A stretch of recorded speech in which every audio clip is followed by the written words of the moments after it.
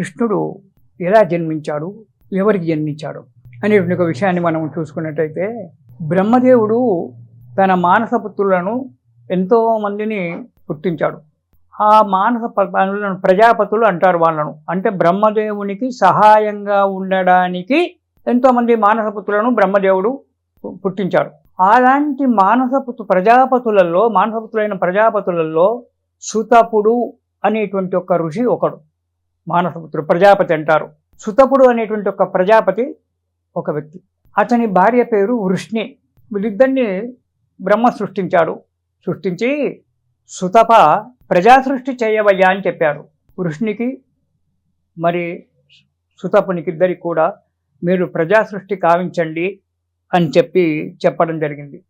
కానీ సుతపుడు ఆ విషయాన్ని చెవులో పెట్టుకోలేదు. సుతపుడు కానీ వృష్ణి కానీ భార్యాభర్తలు ఇద్దరు కూడా దంపతులు ఆ బ్రహ్మదేవుడు చెప్పినటువంటి ఒక ప్రజా సృష్టి అనేటువంటి ఒక విషయాన్ని మనసులో పెట్టుకోక ఆ శ్రీమన్నారాయణుని గురించే తపస్సు చేయడం మొదలుపెట్టారు.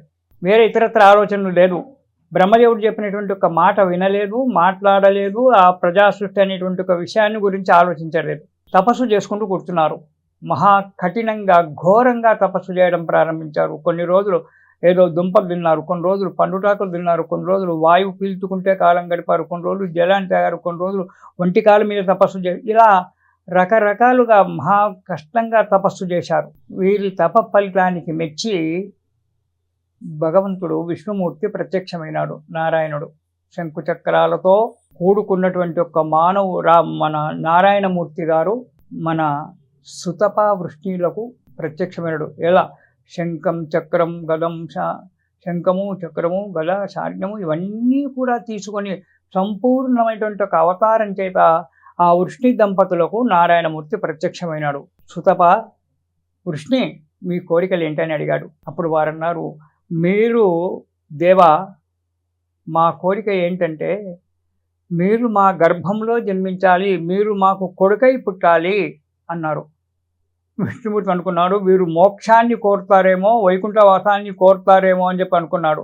కానీ వీళ్ళు అది కోరలే, సంతానం కావాలని కోరారు. ఎలాంటి సంతానం? నీవే మా గర్భంలో, నీలాంటి సమానమైన ఒక వ్యక్తి నా గర్భంలో జన్మించాలి, మమ్మల్ని ఉద్ధరించాలి అని కోరుకున్నారు. అప్పుడు విష్ణుమూర్తి నవ్వి, నాతో సమానమైన వాడు ఎవరున్నారు? ఎవరు లేరు. అయితే నేనే మీ గర్భంలో జన్మిస్తాను. ఎలా జన్మిస్తాను అన్నాడు. అని చెప్పి వారికి వరం ఇచ్చి అంతర్ధానమైనాడు. ఆ తర్వాత వృష్ణి గర్భవతి అయింది. ఆ వరం ఇచ్చేటప్పుడే విష్ణుమూర్తి అన్నాడు, మీ గర్భంలో 3 అవతారాలు ఎత్తుతాను అన్నాడు. వృష్ణి గర్భంలో 3 అవతారాలు ఎత్తుతున్నాడు. వృష్ణి సుతపులకు ఇద్దరికి వరం ఏమిచ్చాడంటే 3 సార్లు మీకు కొడుకునే పుడతాను చాలా అన్నాడు. అప్పుడు వరం ఇచ్చేటప్పుడు ఒక్క కొడుకునే కోరుతుంటే 3 కొడుకులు పుడతానంటే వద్దని ఏ తల్లి అంటుంది? అది సాక్షాత్ విష్ణుమూర్తి 3 జన్మలు మీ గర్భంలో అవతారం ఎత్తుతానని చెప్పాడు. అంతర్ధానమైనాడు. వృష్ణి గర్భవతి అయింది. సాక్షాత్ ఆ విష్ణుమూర్తి వృష్ణి యొక్క గర్భంలో పుట్టాడు. మొదటి అవతారం అతనికి వృష్ణి గర్భుడు అనేటువంటి ఒక పేరు. మొదటి అవతారానికి మత్స్యకూర్మ వరాహాది ఆ అవతారాలు వేరు. ఈ సుతప వృష్ణి గర్భములో ఉన్నటువంటి ఒక అవతారాలు వేరు. వీళ్ళు 3 అవతారాలు వృష్ణి గర్భంలో వచ్చినటువంటివి. మొదలు వృష్ణి సుతపలు అనేటువంటి ఒక సుతప ప్రజాపతికి మొట్టమొదలుగా పుట్టినటువంటి వాడు, వృష్ణి గర్భములో పుట్టినటువంటి వాడు విష్ణుమూర్తి. అతనికి వృష్ణి గర్భుడు అనేటువంటి ఒక నామధేయంతో వెలుగొందాడు. ఆ తర్వాత అతను అంతర్ధానమైనాడు. సుతప వృష్ణి కూడా దేహాన్ని చాలించి మరుజన్మలో కశ్యపుడు అదితిగా జన్మించారు. సుతప వృష్ణి ఇద్దరు కూడా. సుతప వృష్ణి ఎప్పుడైతే కశ్యప అదితులుగా జన్మించి ఇక్కడ కాపురం చేస్తున్నారో మళ్ళీ వాళ్ళే గల వాళ్ళది రెండవ అవతారం. సుతప వృష్ణిది రెండవ జన్మలో కశ్యపుడు అదితిగా జన్మించారు. అప్పుడు వారికి ఉపేంద్రుడు అంటే వామనుడుగా పుట్టాడు విష్ణుమూర్తి. రెండవ అవతారం వృష్ణి గర్భంలో రెండవ అవతారం వామనుడుగా జన్మించాడు. అతన్ని ఉపేంద్రుడు అంటారు. పొట్టిగా ఉన్నాడు కాబట్టి, బ్రహ్మచారి కాబట్టి వామనుడు అనేటువంటి ఒక పేరు పెట్టాడు. వామనుడు చరిత్ర మనకు తెలుసు. బలి చక్రవర్తిని చేయడము, 3 అడుగులు అడగడము అదంతా కూడా జరిగిపోయినటువంటిది. ఆ తర్వాత మళ్ళీ అవతారం చాలించాడు విష్ణుమూర్తి. వామన అవతారాన్ని చాలించాడు. అప్పుడు ఇక్కడ కశ్యప అదితులు కూడా అవతారాన్ని ఇచ్చేశారు. మూడవ జన్మలో కశ్యపి అదితులు ఇద్దరు కూడా దేవకి వసుదేవులుగా జన్మించారు. సూర్యసేన మహారాజుకు వసుదేవుడుగా జన్మించాడు. ఇటు దేవకి జన్మించింది, దేవకి వసుదేవులుగా. ఇక్కడ మనకు చరిత్ర, ఇక కృష్ణుని యొక్క చరిత్ర మనకి ఇక్కడ ప్రారంభం. ఈ దేవకి వసుదేవులకే కృష్ణుడు జన్మించాడు మూడవ అవతారంలో. దశావతారాల్లో 8 సుతపా వృష్ణిదేవతల యొక్క మూడవ గర్భంలో మీకు నేను 3 జన్మలెత్తుతాను మీ గర్భంలో అని చెప్పాడు. కాబట్టి 3వ జన్మ కృష్ణుడుగా ద్వాపర యుగంలో దేవకి వసుదేవులకు జన్మించినటువంటి వాడు మన కృష్ణుడు. చూడండి ఎంత ఉందో. అలాంటి కృష్ణుడు మనం ఒక విధంగా కొద్దిగా ఆలోచన చేసినట్టయితే దశావతారాలలో 8వ అవతారం మన వృష్ణి దాంట్లో మూడవ అవతారం కృష్ణుడు. ఇది 8, అవి 3 కలుపుకుంటే 11. 11ని 1 ఏక సంఖ్య చేస్తే 2, ద్విధ 2, ఆదినారాయణమూర్తి 1, అవతారం 1. ఈ అవతారము ఆదినారాయణమూర్తిలో కనుక కలిసినట్టయితే ఏకం, ఒక్కడే, రెండవది లేదు అని చెప్పుతుంది మనకు అద్వైత సిద్ధాంతం. ఈ అవతారము ఎన్నటికైనా విరమించాల్సిందే, ఎల్లకాలం ఉండదు కదా. ఆ ఏకో నారాయణుడు ఎల్లకాలం ఉండే, జన్మ మృత్యు జరాలు అయినటువంటి వాడు ఏకో నారాయణుడు అతను. ఈ కృష్ణుడిగా జన్మించినటువంటి ఒక ద్వితీయ అవతారం ఏదైతే ఉందో ఇది ఒకనాటికి అవతారం చాలించాల్సిందే, తప్పలేదు. ఈ కృష్ణుని యొక్క అవతారం యొక్క ఇది అంశావతారం కాబట్టి ఈ అవతారం పోయి మళ్ళీ ఆ ఏకో నారాయణలో కలుస్తుంది. ఏకం సత్ విప్ర బహుళా భవంతి, ఒక్కడే పరమేశ్వరుడు, 2 లేదు అనేటువంటి ఒక అద్వైత సిద్ధాంతాన్ని చెప్పినటువంటి ఒక మహానుభావుడు. పండితులు ఆలోచించండి, ఏదన్నా పొరపాటు ఉంటే మండించండి. వృష్ణి గర్భంలో 3వ అవతారము, దశావతారాల్లో 8వ అవతారము. ఆ 8 ఈ 3 కలిపితే 11.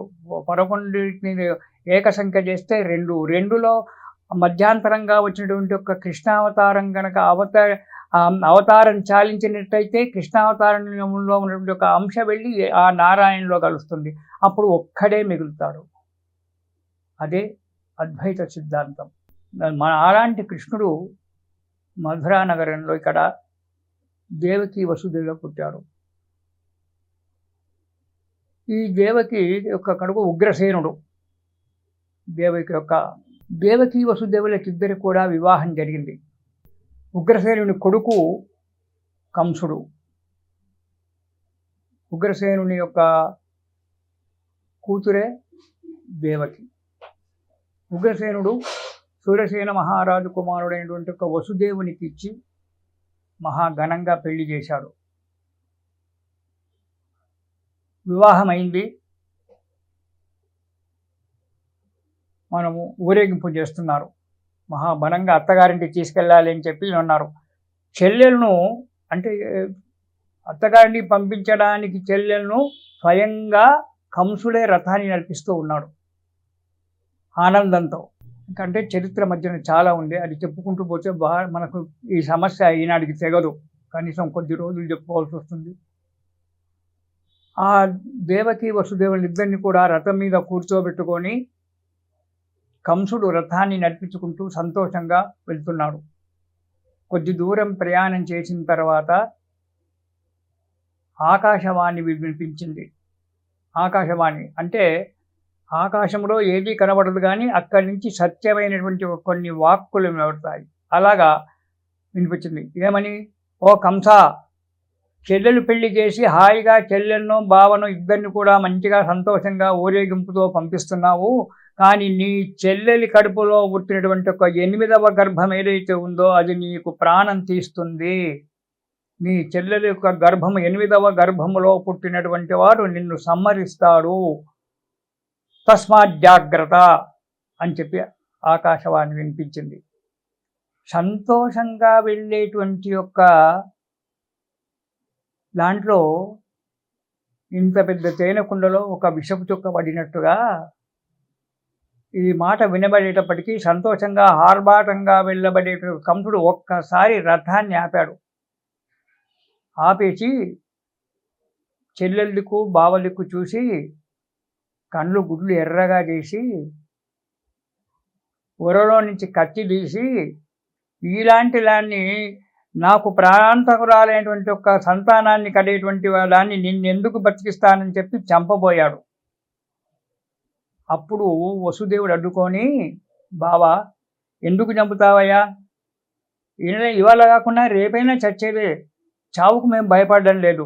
నేను కానీ దేవికి కానీ చావుకు భయపడడం లేదు. దృశ్యం తన్నశ్యతి, కంటి కనబడేదంతా కూడా నశించేదే. ఇవాళ కాకుండా ఇంకా 1000 సంవత్సరాలు బతికినా 10,000 సంవత్సరాలు బతికినా చావడం మాత్రం తప్పదు. నీ చేతిలో చావాలని చెప్పి రాసిపెట్టి ఉంటే నీ చేతిలోనే చస్తాం. కానీ ఈ నవవధువును ఎందుకు చంపుతావు? ఎందుకు పాపం కట్టుకుంటావు? ఈమెకు 8వ గర్భం గల నీకు ప్రాణం తీసేది. ఆ 8వ గర్భం గురించి ఎందుకు ఇప్పుడు ఆలోచన చేస్తున్నావు? నవవధువు ఇంకా మొదటి గర్భమే లేదు, 8వ గర్భం వరకు ఎందుకు ఆలోచిస్తున్నావయ్యా?